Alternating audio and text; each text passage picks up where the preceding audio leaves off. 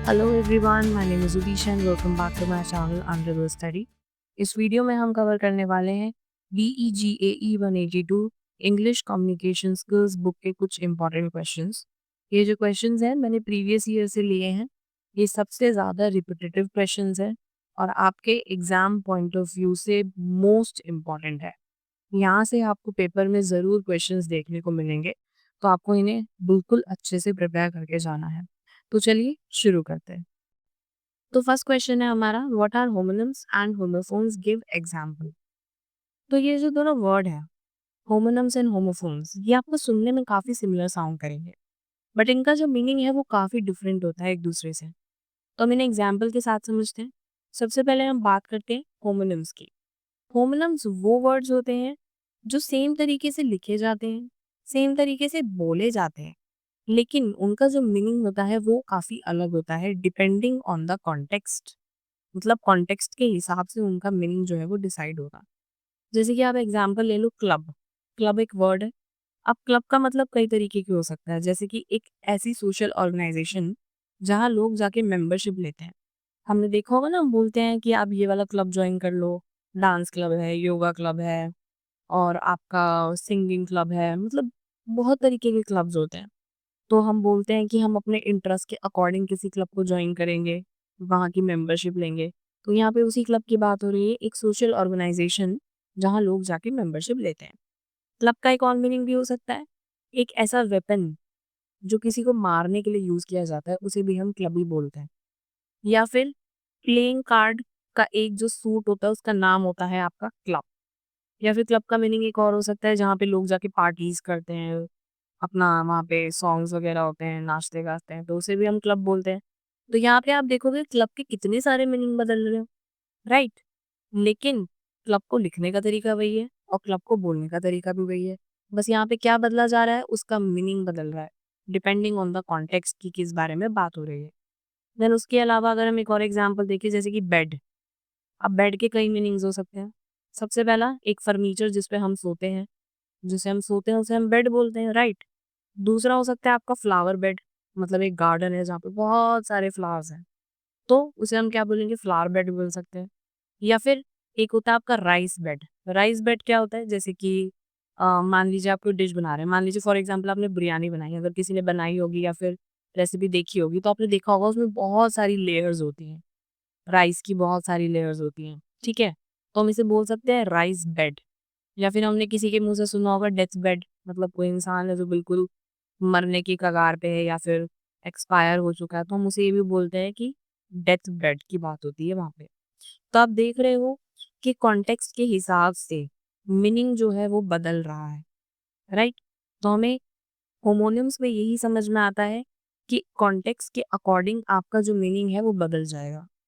Then उसके बाद हम बात कर लेते हैं नेक्स्ट की। नेक्स्ट है आपका होमोफोन्स। होमोफोन्स का मतलब क्या होता है? होमोफोन्स वो वर्ड होते हैं जो सुनने में तो सेम लगते हैं, लेकिन लिखने में और मीनिंग में काफी अलग अलग होते हैं। मतलब साउंड तो सेम करेंगे लेकिन स्पेलिंग और मीनिंग जो है वो अलग होगा। एग्जाम्पल देखते हैं। सबसे पहला एग्जाम्पल है आपका यहाँ पे फ्लावर का।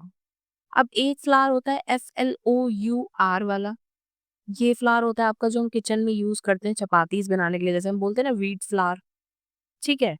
तो हम व्हीट फ्लावर का यूज कहाँ कर रहे हैं, चपातीस बनाने के लिए कर रहे हैं।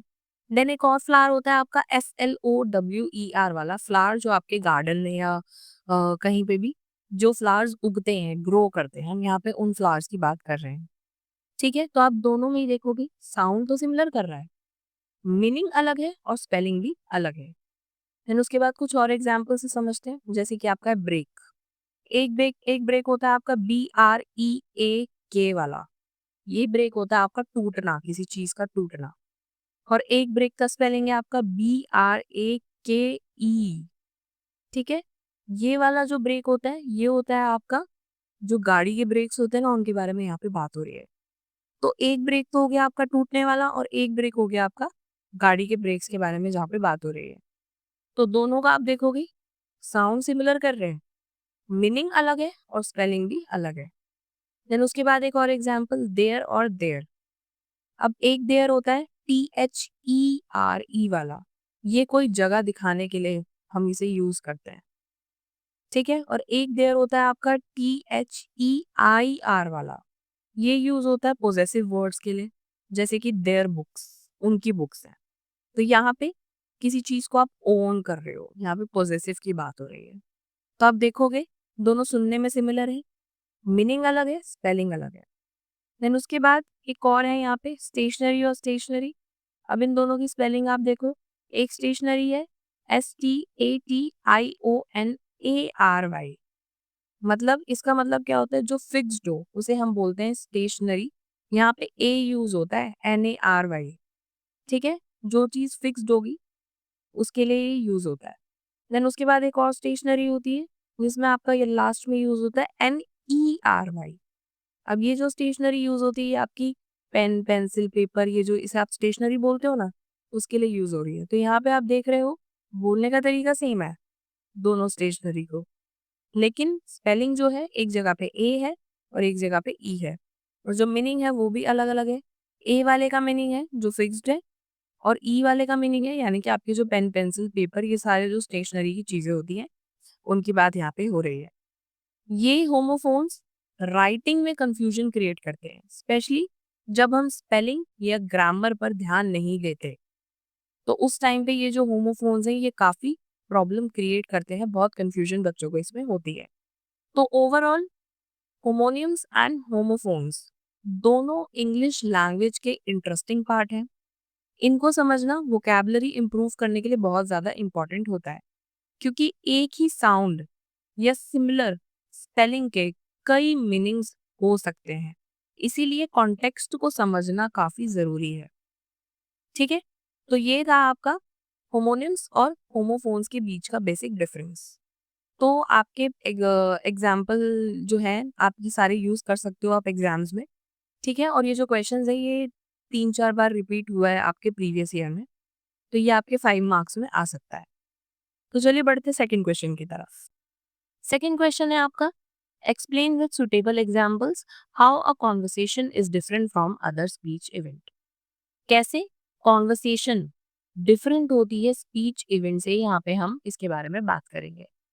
तो अगर हम आंसर देखें, सबसे पहले कॉन्वर्सेशन और स्पीच इवेंट दोनों स्पोकन कम्युनिकेशन के टाइप्स होते हैं। दोनों में हम बोल ही रहे हैं ना, स्पीकिंग तो हो ही रही है, कॉन्वर्सेशन में भी हो रही है, किसी भी तरीके का स्पीच इवेंट होगा उसमें भी होगी।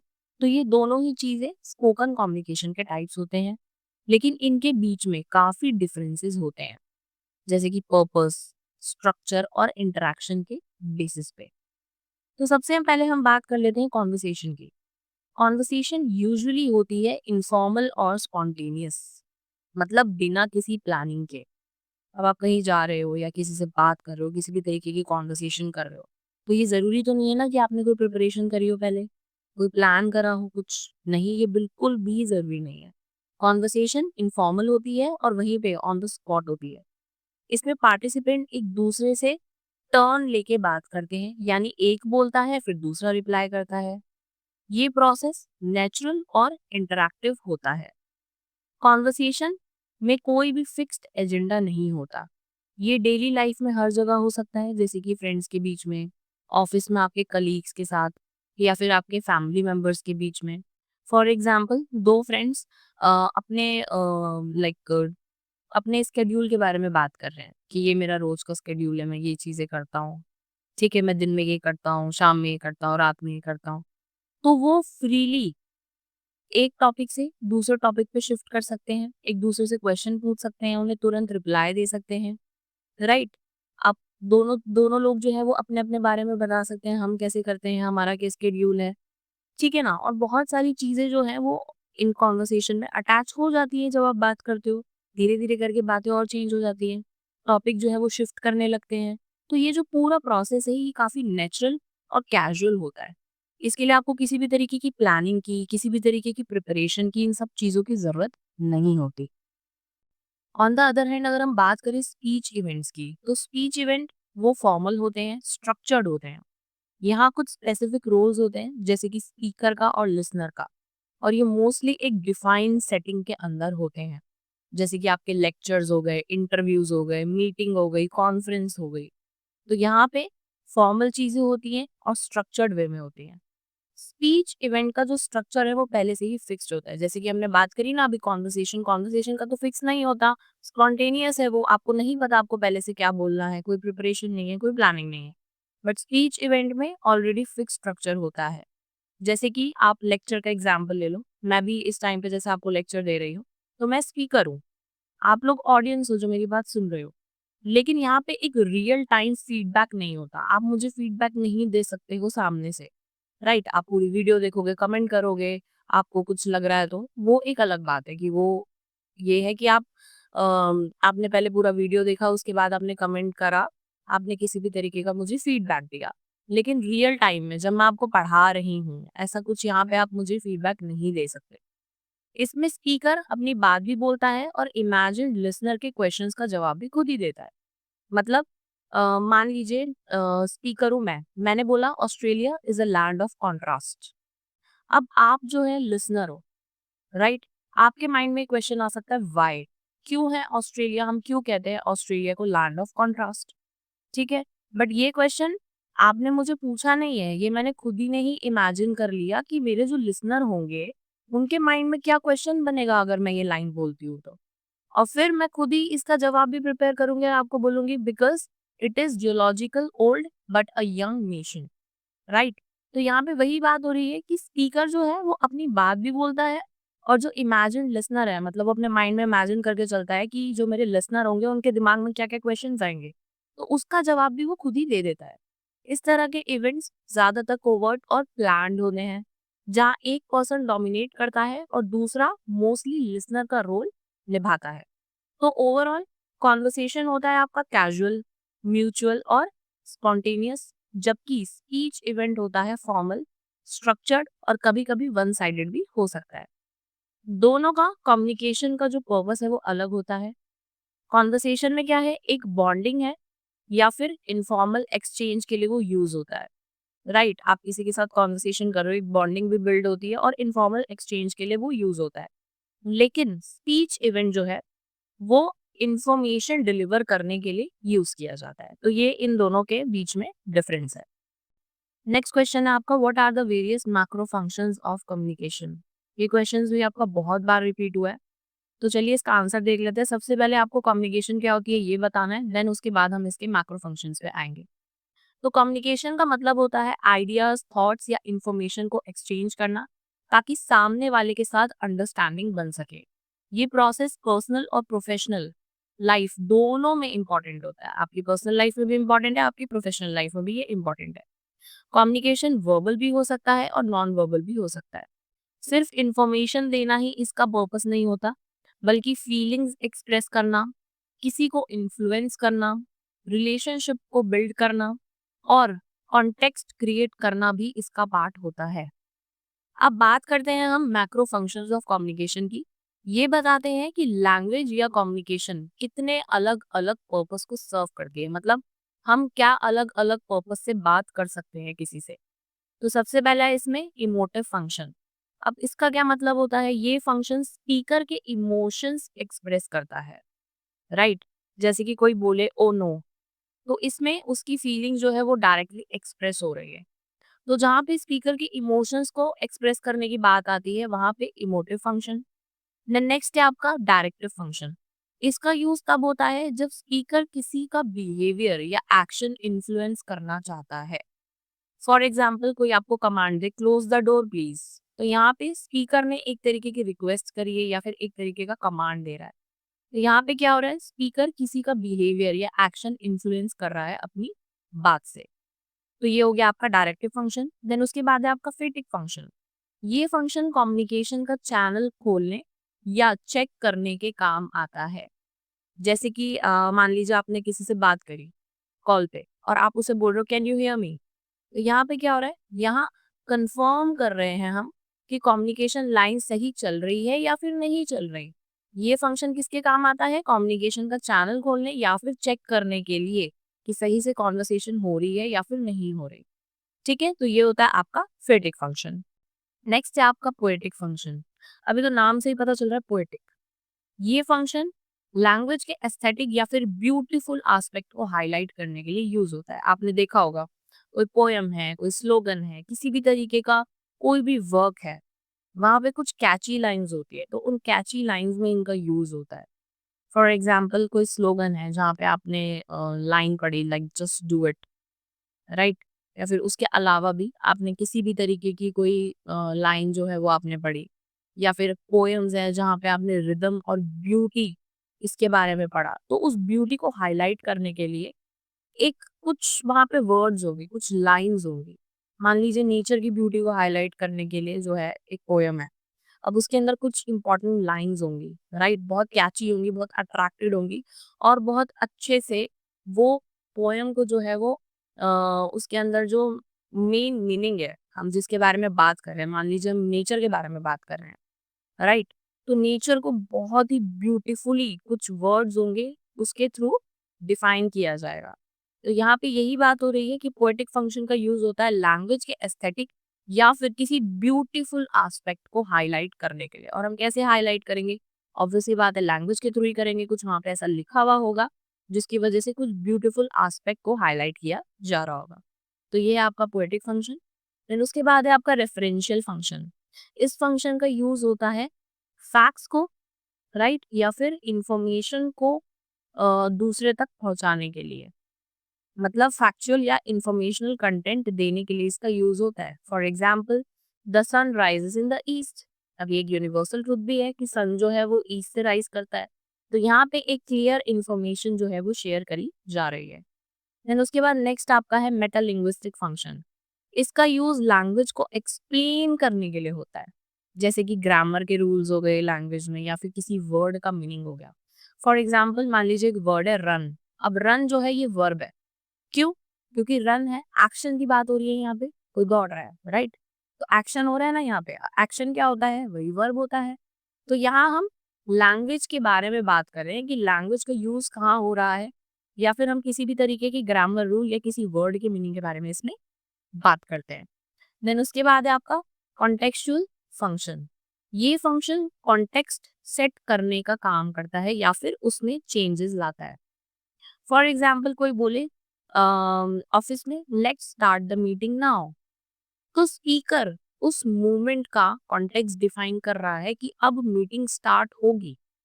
ठीक है, तो ये हो गया आपका कॉन्टेक्चुअल फंक्शन, जहाँ पे कॉन्टेक्स्ट सेट होता है या फिर उसमें चेंजेस लाए जाते हैं। तो इन मैक्रो फंक्शंस के थ्रू हमें ये समझ आता है कि कम्युनिकेशन सिर्फ बात करना नहीं होता, बल्कि इमोशंस, इंफॉर्मेशन, इन्फ्लुएंस और क्लैरिटी क्रिएट करने का एक कंप्लीट सिस्टम होता है।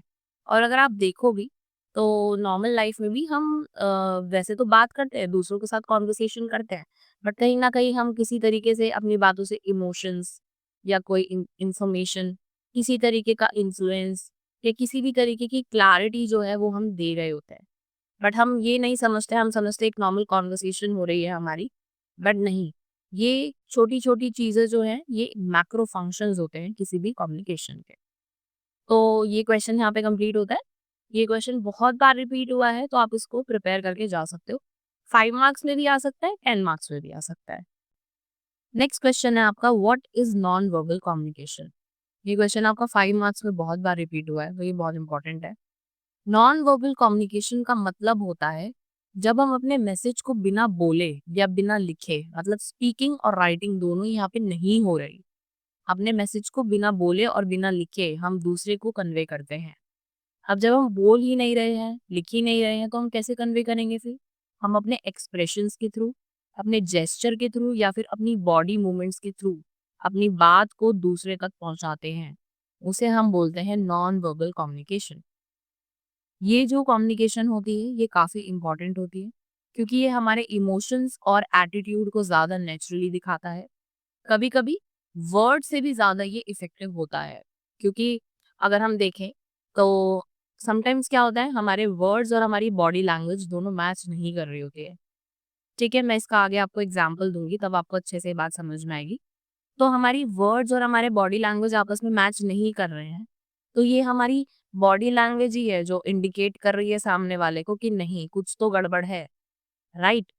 तो आप देख सकते हो ना कैसे हमारी बॉडी लैंग्वेज हमारे इमोशंस और हमारे एटीट्यूड को ज़्यादा इफेक्टिवली शो करते हैं रादर देन हमारे वर्ड्स। तो उसके कुछ इंपॉर्टेंट फॉर्म्स होते हैं। सबसे पहले आपका फेशियल एक्सप्रेशन, जैसे कि स्माइल करना या फिर गुस्सा दिखाना। तो ये आपके फेशियल एक्सप्रेशन पे साफ-साफ पता चल जाता है कि आप क्या फ़ील कर रहे हो। देन उसके बाद है आपका बॉडी लैंग्वेज, जैसे कि आप हाथ जोड़ते हो या फिर आप बहुत ही ज़्यादा रिलैक्स होते हो या फिर बहुत ज़्यादा टेंस पोस्चर में बैठे होते हो। या फिर आपने कभी नोटिस किया होगा, हमें कहीं जाने की जल्दी है और हम किसी चीज़ का वेट कर रहे हैं कि वो काम हो जाए तो हम फटाफट यहाँ से जाएँ। तो तब हम क्या करते हैं, बिल्कुल अपने कह लीजिए शूज़ वगैरह पहनकर या जो भी चीज़ है, एकदम रेडी रहते हैं। बिल्कुल जाने के ही पोस्चर में हम बैठ जाते हैं। तो इससे ये कन्वे हो जाता है कि इस इंसान को जल्दी से जाना है। तो एक तरीके से हमारा बॉडी लैंग्वेज भी बताता है, हमारे एक मैसेज को कन्वे करता है। देन उसके बाद है आपका आई कॉन्टैक्ट। सामने वाले से कनेक्ट करने का तरीका है आई कॉन्टैक्ट। आप आई कॉन्टैक्ट से अपनी बात को रख सकते हो कि आप कैसा फ़ील कर रहे हो। अच्छा, बुरा, आपको गुस्सा आ रहा है। कभी-कभी आपने देखा होगा, पेरेंट्स अपने बच्चों को आँखों से ही डरा देते हैं, राइट? कि ये काम मत करो, वो काम मत करो। तो ये होता है आपका आई कॉन्टैक्ट। देन उसके बाद आपका जेस्चर, जैसे कि आप किसी को हैंडशेक करके बाय बोलते हैं, तो ये आपके जेस्चर का पार्ट हो जाएगा। देन उसके बाद आपके कुछ पोस्चर्स हो गए, टोन ऑफ वॉइस हो गई। कभी-कभी साइलेंस भी एक मैसेज होता है। जैसे मान लीजिए आप अपने पेरेंट्स के पास जा रहे हो, आप उनसे ट्रिप की परमिशन लेने जा रहे हो, ठीक है, कि हमें ट्रिप पे जाना है और उन्हें परमिशन नहीं देंगे। वो क्या करेंगे, हो सकता है वो आपको ना बोले, लेकिन कुछ पेरेंट्स ऐसे होते हैं जो बिल्कुल चुप हो जाते हैं, बात ही नहीं करते उस बारे में, क्योंकि कहीं न कहीं उन्हें पता होता है कि हम साइलेंस भी होंगे तो हमारे बच्चे समझ जाएँगे कि हम नहीं भेजना चाह रहे हैं, हमारी परमिशन नहीं है, राइट? तो साइलेंस भी एक तरीके का जवाब होता है। तो इसे हम एक एग्जाम्पल से और समझते हैं। अगर कोई वर्बली ऐसा बोले कि आई एम फाइन, ठीक है? लेकिन उसका टोन बिल्कुल फ्लैट है, उसकी जो आईज़ है वो बिल्कुल नीचे है, तो हम तुरंत समझ जाते हैं कि हाँ, ये सच में फाइन नहीं है। यही मैंने अभी आपको ऊपर बोला था कि मैं आपको एग्जाम्पल दूँगी। तो वहाँ पे मैंने यही बात करी थी कि हमारे इमोशंस और एटीट्यूड को ज़्यादा नेचुरली दिखाता है और कभी-कभी हमारे वर्ड से भी ज़्यादा इफेक्टिव होते हैं हमारे नॉन वर्बल क्यूज़। ठीक है? तो यहाँ पे वही बात हो रही है कि मान लीजिए हो सकता है आई एम फाइन बोलते टाइम आपका टोन बहुत फ्लैट है, आपकी आईज़ नीचे है, आपकी बॉडी लैंग्वेज आपके बातों के साथ जो है वो मेल नहीं खा रही, तो आप समझ जाओगे सामने वाला पर्सन जो है वो फाइन नहीं है। यानी जो उसने बोला और जो उसकी बॉडी लैंग्वेज है, दोनों अलग सिग्नल दे रहे हैं। नॉन वर्बल क्यूज़ का यूज़ जो है वो काफ़ी जगह होता है। ये वर्बल मैसेज को सपोर्ट करते हैं, जैसे कि आप किसी को स्माइल के साथ थैंक यू बोल रहे हो, तो बहुत अच्छा मैसेज जाता है उसमें, राइट? आपने स्माइल भी की और आपने थैंक यू भी बोल दिया, तो आपके वर्बल मैसेज को सपोर्ट करते हैं ये। कभी-कभी वर्बल मैसेज को रिप्लेस भी करते हैं, जैसे कि बिना कुछ बोले आप ऐसे हाथ से ओके का सिग्नल देते हो, राइट? आपने थम्स अप करके ओके का सिग्नल दे रहे हो कि ठीक है, ओके। तो ये क्या कर रहे हैं, ये आपके वर्बल मैसेज को रिप्लेस कर रहे हैं। देन उसके बाद कभी-कभी कॉन्ट्राडिक्ट भी करते हैं, जैसे कि आपने बोला आई एम ओके, अब ऐसा बोल के आपकी आँखों में जो है वो आँसू आ गए, आप समझ लीजिए।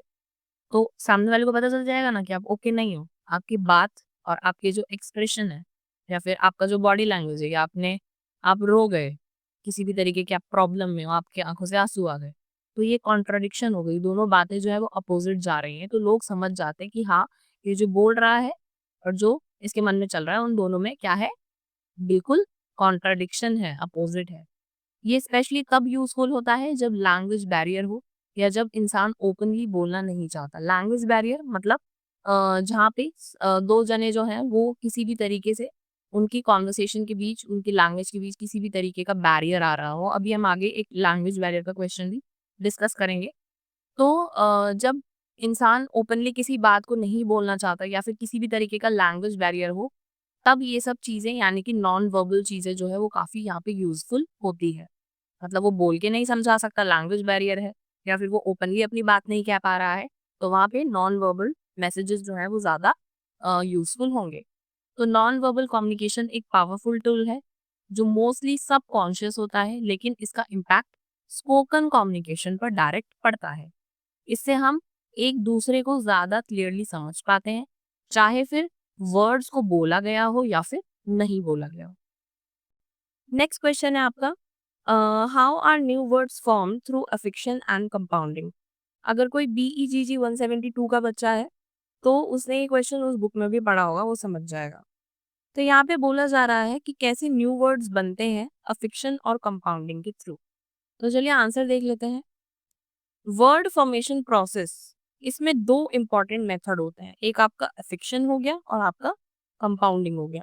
ये दोनों टेक्निक्स इंग्लिश वोकैबुलरी को ग्रो करने में हेल्प करती है और लैंग्वेज को ज़्यादा एक्सप्रेसिव बनाती है। तो हम सबसे पहले बात कर लेते हैं अफिक्शन की कि ये क्या होता है। अफिक्शन का मतलब होता है किसी भी बेस वर्ड के आगे या फिर पीछे कुछ एक स्मॉल पार्ट को ऐड कर देना, जिसे हम प्रीफिक्स या फिर सफिक्स कहते हैं।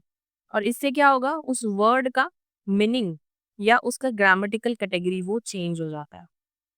फॉर एग्जाम्पल हम सबसे पहले बात कर लेते हैं प्रीफिक्स क्या होते हैं। प्रीफिक्स वो होते हैं जो वर्ड के बिगिनिंग में ऐड होते हैं, मतलब एक बेस वर्ड के स्टार्टिंग में लग जाएंगे और उसका मीनिंग ही बदल देंगे पूरा। For example मॉर्टल।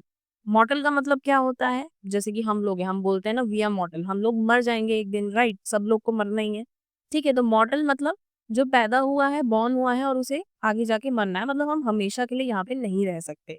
अब इसमें हम लगा दे इन, आई एम जोड़ दे इन, इन क्या है यहाँ पे प्रीफिक्स है, तो ये क्या बन जाएगा इमॉर्टल। ठीक है, हमने मॉर्टल में इन जो है वो ऐड कर दिया, तो ये हो गया इमॉर्टल। और इमॉर्टल का मतलब क्या होता है, जो कभी भी मर नहीं सकता, राइट।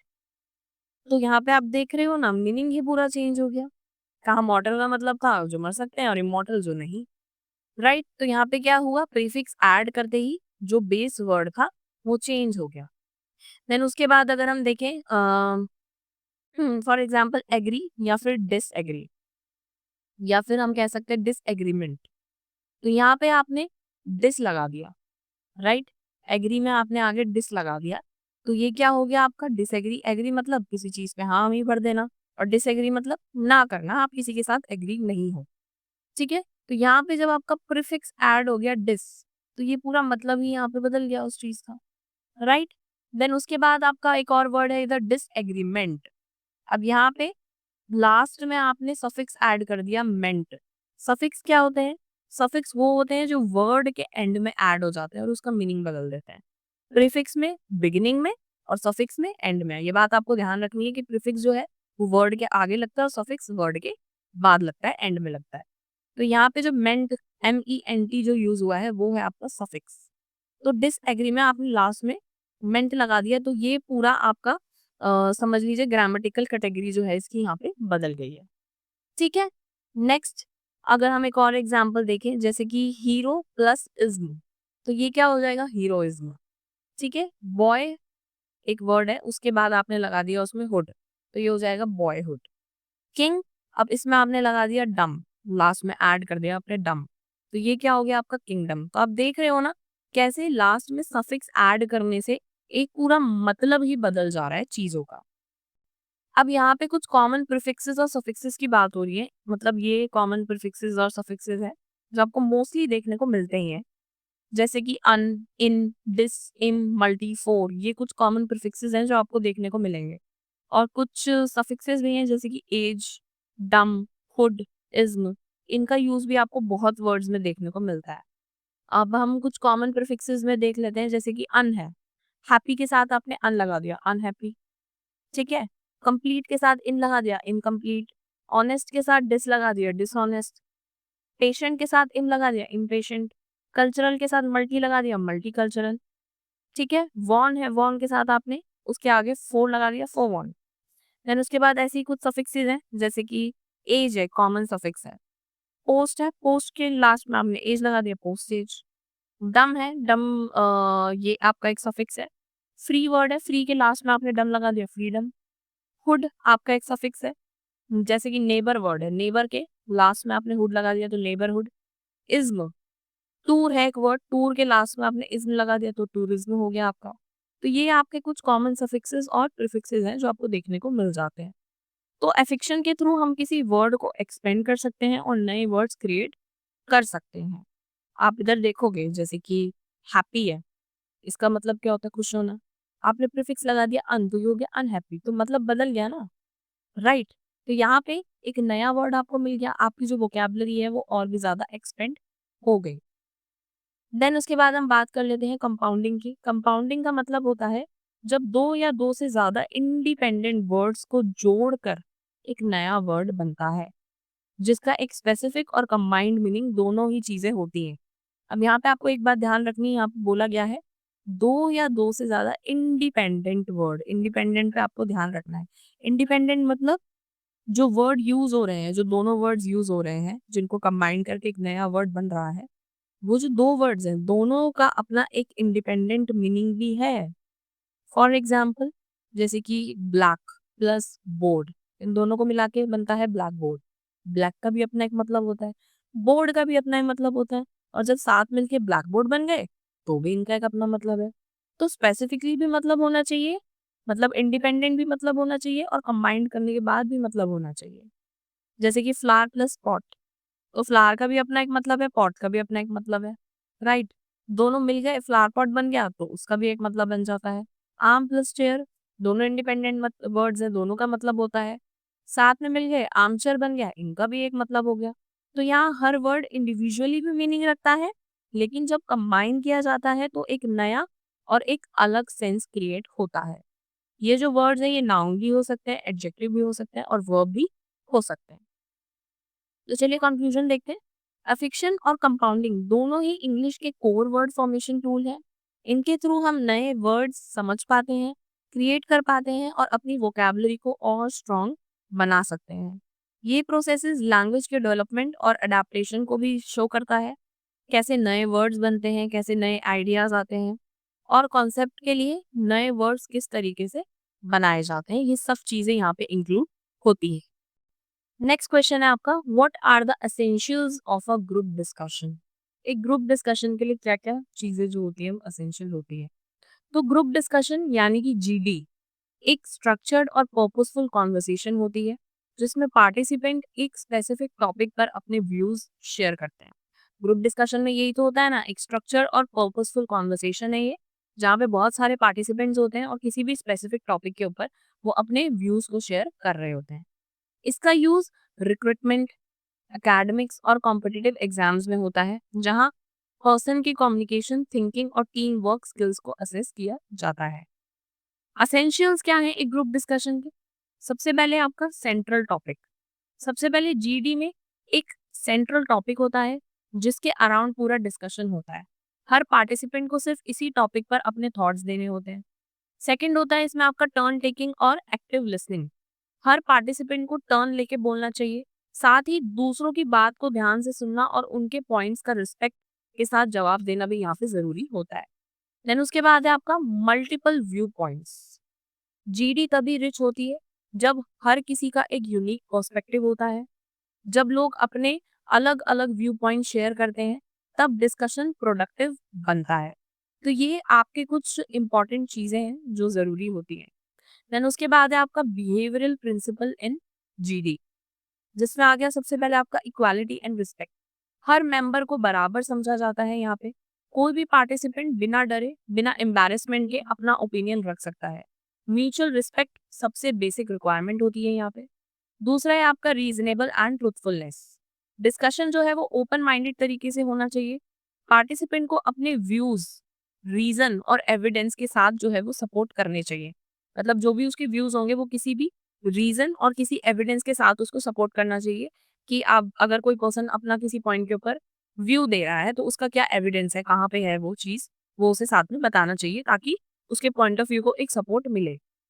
सिर्फ जिद्दी या फिर ईगो की वजह से आप किसी बात पे अटक गए हो, ये चीज जो है वो गलत होती है। तो आपको हमेशा रीजनेबल और ट्रुथफुल होना चाहिए किसी भी तरीके का ग्रुप डिस्कशन करते हुए, और इक्वालिटी और रिस्पेक्ट भी होनी चाहिए क्योंकि बहुत सारे पार्टिसिपेंट है, सबको इक्वल चांस होना चाहिए, ठीक है, और सबके पॉइंट ऑफ व्यू की जो है वो वहां पे रिस्पेक्ट होनी चाहिए। तो ये कुछ बिहेवियरल प्रिंसिपल है ग्रुप डिस्कशन के। अब यहाँ पे कुछ सर्टेन बिहेवियर्स भी बताए गए हैं जो ग्रुप डिस्कशन के टाइम पे आपको अवॉइड करने चाहिए। मतलब ये सब चीजें आपको नहीं करनी, जैसे कि किसी को इंटरप्ट करना। जब तक दूसरा अपनी बात को कंप्लीट नहीं करता आपको उसे इंटरप्ट नहीं करना चाहिए बीच में। शाउटिंग या डिसमिसिव होना, मतलब उन लोगों पर शाउट करना या उनकी बातों को इग्नोर करना जो आपके पॉइंट से एग्री नहीं करते। ये काफी डिसरिस्पेक्टफुल बिहेवियर है और ऐसा नहीं करना चाहिए। रिजिड होना, मतलब आपको अपनी ही बात पे जो है वो रिजिड नहीं होना है, उसी को पकड़ के नहीं बैठना। अगर सामने वाला बंदा कोई वैलिड पॉइंट दे रहा है तो उसे एक्सेप्ट करना आना चाहिए। एंड उसके बाद फॉल्स एग्रीमेंट, सिर्फ प्रेशर या फियर की वजह से हाँ में हाँ नहीं मिलाना चाहिए। चाहे अगर कोई बात गलत भी हो आप उस पर भी हाँ में हाँ मिला दो, तो ऐसा नहीं करना चाहिए। आपको अपना पॉइंट ऑफ व्यू जो है उस बात पे रखना चाहिए। किसी भी फॉल्स एग्रीमेंट पे किसी भी तरीके के प्रेशर या फियर की वजह से आपको हाँ में हाँ नहीं मिलाना है। देन उसके बाद जीडी के क्वेश्चंस कैसे होने चाहिए? अब आपने इतनी सब बात कर ली कि ग्रुप डिस्कशन में ये होना चाहिए, ये होना चाहिए, तो किस तरीके के क्वेश्चंस होने चाहिए ग्रुप डिस्कशन में? जो ग्रुप डिस्कशन के क्वेश्चंस है वो हमेशा ओपन एंडेड होने चाहिए, जहां लोग एक्सप्लोर कर सके, आइडियाज बिल्ड कर सके। यस और नो वाले क्वेश्चंस, ईदर और वाले क्वेश्चंस, ये सारे जो क्वेश्चंस हैं ये ग्रुप डिस्कशन के लिए सुइटेबल नहीं होते, क्योंकि यहाँ पे आप बहुत सारे पॉइंट ऑफ व्यूज को नहीं ला सकते। यहाँ पे आप क्या किसी क्वेश्चन का क्या जवाब दोगे? यस नो में दे दोगे, ईदर और में दे दोगे कि ऐसा नहीं ऐसा, राइट? मतलब ऐसा हो सकता है या फिर ये हो सकता है। ये वाले क्वेश्चंस जो हैं ये ग्रुप डिस्कशन के लिए सुइटेबल नहीं होते। हमेशा ओपन एंडेड क्वेश्चंस होने चाहिए, जहाँ लोग एक्सप्लोर करें और न्यू न्यू आइडियाज को बिल्ड करें। तो ओवरऑल एक सक्सेसफुल ग्रुप डिस्कशन की फाउंडेशन होती है क्लियर टॉपिक, ठीक है? आप ये कह सकते हैं बराबरी की पार्टिसिपेशन, म्यूचुअल रिस्पेक्ट और लॉजिकल ओपन माइंडेड डिस्कशन। इस अप्रोच से ही एक प्रोडक्टिव और मीनिंगफुल ग्रुप डिस्कशन जो है वो हो पाता है। नेक्स्ट क्वेश्चन है, describe with suitable example the four basic forms of discourse. ये क्वेश्चन भी आपका रिपीट हुआ है काफी बार, तो चलिए देख लेते हैं इसका आंसर। डिस्कोर्स का मतलब होता है कोई भी कनेक्टेड राइटिंग या स्पीच जो एक आइडिया या मैसेज को डिटेल में एक्सप्रेस करता है। अगर हम बात करें रिटन कम्युनिकेशन की, तो रिटन कम्युनिकेशन में चार बेसिक फॉर्म ऑफ डिस्कोर्स होते हैं। सबसे पहले आपका एक्सपोजिशन, नरेशन, डिस्क्रिप्शन और आर्ग्यूमेंटेशन। हर फॉर्म का अपना स्पेसिफिक पर्पस होता है और अलग अलग टेक्निक्स जो हैं इसमें यूज होती हैं। तो सबसे पहले हम बात कर लेते हैं एक्सपोजिशन की, मतलब एक्सप्लेन करने वाला डिस्कोर्स हम इसे अगर बोलें तो। इस टाइप का राइटिंग या स्पीच का मेन गोल होता है किसी सब्जेक्ट को लॉजिकली एक्सप्लेन करना, इन्फॉर्म करना या फिर क्लैरिफाई करना। ये राइटिंग फैक्चुअल और ऑब्जेक्टिव होती है। इमोशंस की जगह लॉजिक और डेटा का यूज होता है इसके अंदर। फॉर एग्जाम्पल, एक साइंस टेक्स्ट बुक का चैप्टर जो फोटोसिंथेसिस का प्रोसेस एक्सप्लेन करता है, या फिर एक ऐसे जो क्लाइमेट चेंज के इम्पैक्ट को डिस्क्राइब करता है। तो यहाँ पे इन दोनों ही टॉपिक्स में अगर आप देखोगे जो मैंने आपको एग्जाम्पल दिए हैं, यहाँ पे लॉजिक के बारे में बात होगी, डेटास के बारे में बात होगी, राइट? यहाँ पे किसी भी तरीके के इमोशंस के बारे में बात नहीं होगी। तो ये राइटिंग जो है ये फैक्चुअल और ऑब्जेक्टिव होती है। देन उसके बाद एक्सपोजिटरी राइटिंग में डेफिनेशन, कंपैरिजन, क्लासिफिकेशन और एनालिसिस काफी कॉमन होते हैं। मतलब ये सारी चीजें जो हैं एक एक्सपोजिटरी राइटिंग के अंदर आते हैं। देन उसके बाद नेक्स्ट आपका है नरेशन। नरेशन क्या होता है? मतलब किसी भी तरीके की स्टोरी या किसी भी तरीके के इंसिडेंट को बताने वाला डिस्कोर्स हम बोलेंगे। नरेटिव राइटिंग का पर्पस होता है स्टोरी या इवेंट को सीक्वेंस में बताना। जनरली बिगिनिंग, मिडल और एंड के साथ ही होता है ना, ये हम किसी स्टोरी की शुरुआत करते हैं किसी इवेंट की, तो उसमें एक बिगिनिंग होती है, फिर कुछ मिडल होता है और फिर कुछ एंड का पोर्शन होता है। तो यहाँ पे आप एक तरीके की स्टोरी फॉर्म में, कहानी के फॉर्म में या फिर कोई इवेंट को आप सीक्वेंस में बताते हो। ये राइटिंग फैक्चुअल भी हो सकती है जैसे कि बायोग्राफी, या फिर फिक्शनल भी हो सकती है जैसे कि आपकी जिसमें आ जाती है शॉर्ट स्टोरीज आ जाती हैं, छोटी छोटी जो कहानियां होती हैं, नॉवेल्स होती है, ये सब आपके इसके अंदर आ जाता है। फॉर एग्जाम्पल, मैं सुबह लेट उठी, बस मिस हो गई और मुझे बारिश में चल के स्कूल जाना पड़ा। तो यहाँ पे आपने एक तरीके की बात बोली है जिसका एक बिगिनिंग है, एक मिडल है और फिर एक एंड भी है कि आप कैसे उठे, आपकी बस मिस हो गई, देन उसके बाद आपको बारिश में चल के स्कूल जाना पड़ गया, ठीक है ना? तो आप एक तरीके की कहानी यहाँ पे बताने की जो है वो शुरुआत कर रहे हो। लाइक ये तो एक स्मॉल सेंटेंस है, बट इसी तरीके से एक प्रॉपर कहानी आप बता सकते हो किसी को।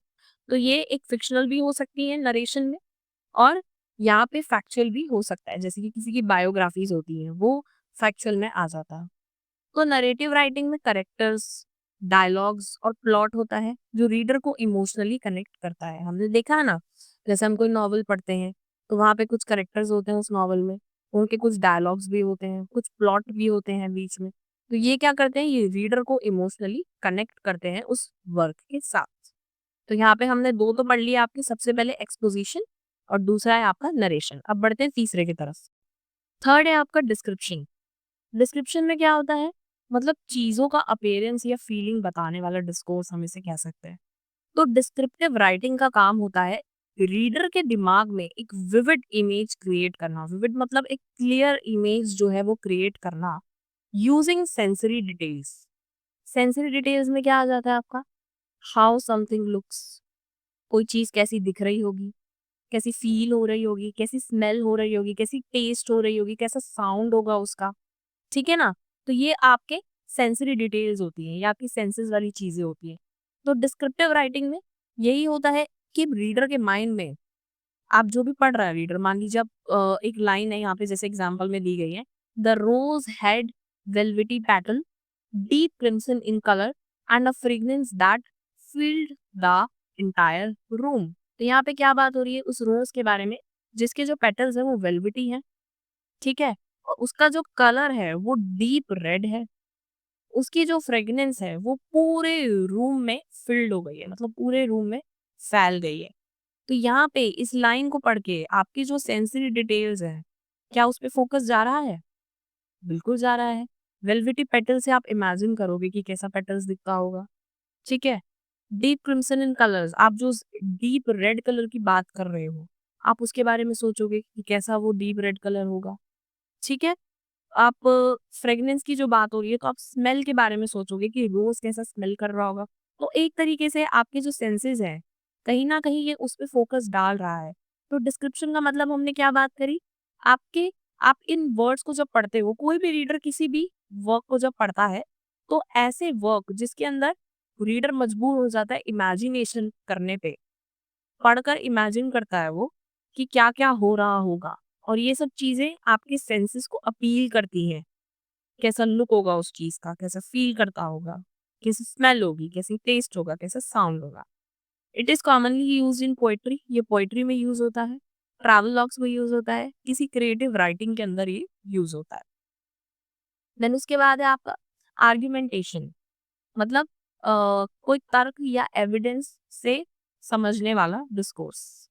इस टाइप की राइटिंग में जो मेन फोकस होता है वो एक ओपिनियन या क्लेम को प्रेजेंट करना और उसे एविडेंस और रीजनिंग के साथ सपोर्ट करना। यहाँ पे आप देखोगे आर्ग्यूमेंटेशन से ही पता चल रहा है कि आप किसी भी तरीके के ओपिनियन, किसी तर्क, किसी एविडेंस के बारे में बात कर रहे हो, ठीक है, तभी तो आर्ग्यूमेंटेशन हो सकती है, ठीक है।